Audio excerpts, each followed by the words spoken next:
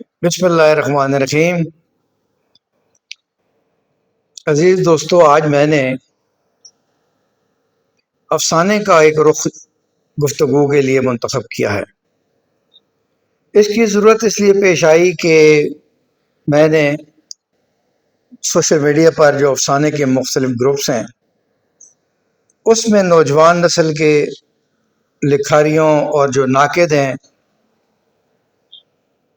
ان کے سوالات پڑھے، سنے، اور یہ سوالات بعض اوقات طنز کی صورت اختیار کر لیتے ہیں۔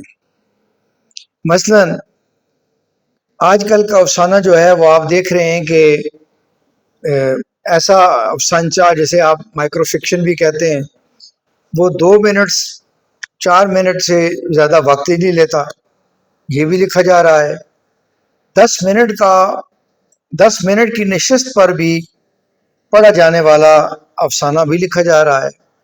15 اور 20 منٹ تک بھی افسانے کی لینتھ جا سکتی ہے۔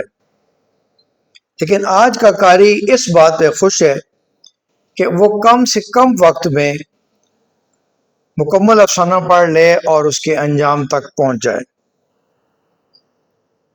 چلیں، آج کے جو افسانہ نگار ہیں یا آج کا جو قاری ہے اس کو تو ہم یہ رعایتی نمبر دے دیتے ہیں کہ اس کے پاس چوائس بہت زیادہ ہے۔ وہ موبائل دیکھے، وہ فلم دیکھے، وہ ڈرامہ دیکھے، وہ سیاسی جلسے دیکھے، وہ فٹ بال میچ دیکھے، کرکٹ میچ دیکھے یا افسانہ پڑھے، اس کی اپنی یہ چوائس ہے۔ اس کے پاس انٹرٹینمنٹ کی جو چوائس ہے وہ بہت زیادہ ہے۔ وہ کہہ سکتا ہے کہ آج کا جو افسانہ ہے، افسانے کو اتنا ہی ہونا چاہیے، اور جب اسے بتایا جاتا ہے یا اس نے پڑھا ہوتا ہے یا سنا ہوتا ہے، اور نصاب میں ایسے افسانے شامل بھی ہیں کہ جو پرانا افسانہ ہے، جسے قدیم افسانہ کہنا کوئی زیادہ اچھا نہیں ہے کیونکہ قدیم کا لفظ تو صدیوں کے لیے استعمال ہوتا ہے، 500-600 صدیاں پرانی بات ہو تو ہم قدیم کہہ سکتے ہیں۔ لیکن جو پرانا افسانہ ہے وہ اگر طویل ہے تو اس کی کچھ وجوہات ہیں۔ جیسا کہ آپ سب جانتے ہیں کہ یہ جو افسانہ ہے یہ آیا ہی مغرب سے ہے۔ انگریز جس طریقے سے نظم لے کر آئے برصغیر میں، اسی طریقے سے ان کی آمد کے ساتھ افسانہ بھی آ گیا۔ تو قدیم افسانے کی طوالت کی جو ایک خاص وجہ ہے وہ اس دور کے حالات ہیں، اس دور کی جو انٹرٹینمنٹ تھی، جو دلچسپی تھی، اس کے ذرائع ہیں۔ دیکھیے، اس وقت ٹی وی ریڈیو بھی نہیں تھا، لوگ میلوں ٹھیلوں میں جاتے تھے اور وہاں پر وہ انجوائے کرتے تھے۔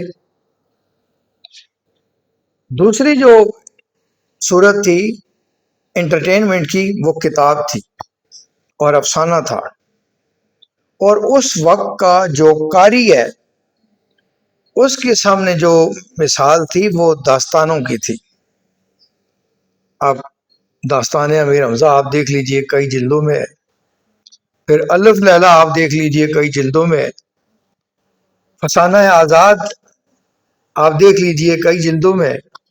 تو اس وقت کے قاری کے لیے یہ بہت زیادہ سینکڑوں صفحات کوئی معنی نہیں رکھتے تھے۔ اس وقت کا قاری زیادہ صفحات والی کتاب دیکھ کر خوش ہوتا تھا۔ وجہ یہ تھی کہ اس وقت انٹرٹینمنٹ کے ذرائع محدود تھے، مصروفیات بھی محدود تھیں، اور جو لکھنے والا تھا، ظاہر ہر لکھنے والا اپنا اس کا جو زمانہ ہے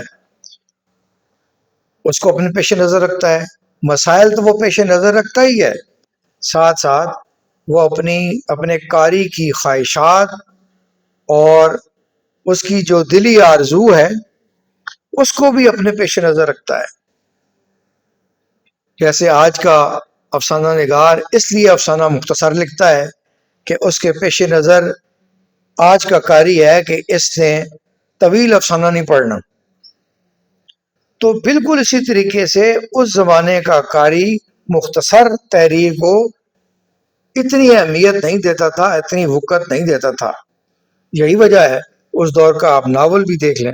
ناول تو ویسے بھی ایک لینتھی چیز ہے، لیکن بہرحال بعض ناول ایسے ہیں جیسے عبدالعلیم شرر کا فردوس بری ہے، وہ اگر آج کمپوز صورت میں آئے تو وہ بالکل کتاب جیسا بن جائے، ایک ناولٹ سا بن جائے. تو اس دور کا جو قاری جو ادیب تھا وہ قاری کی دلچسپی کو پیش نظر رکھتا تھا، اور اس دور کا جو افسانہ اگر طویل ہے تو اس پر آج کا قاری یا آج کا نیا جو ناقد ہے وہ اس کا مذاق نہ اڑائے، اس کو اس کی خامی نہ بتائے یا بنائے، کیونکہ اس دور کا جو افسانہ نگار تھا اس نے اپنے قاری کو اور اپنے عہد کو پیش نظر رکھا. اس دور کا افسانہ طویل ہی ہونا چاہیے تھا اور وہ طویل ہے. اس لیے میں نئے لکھنے اور پڑھنے والوں سے یہ گزارش کرتا ہوں کہ اس دور کے افسانے کی طوالت کو اس دور کی خامی نہ سمجھیں، بلکہ یہ اس دور کی خوبی ہے اور یہ اس عہد اور اس دور کا تقاضا تھا اور اس وقت کے قاری کی یہی خواہش تھی. بہت شکریہ.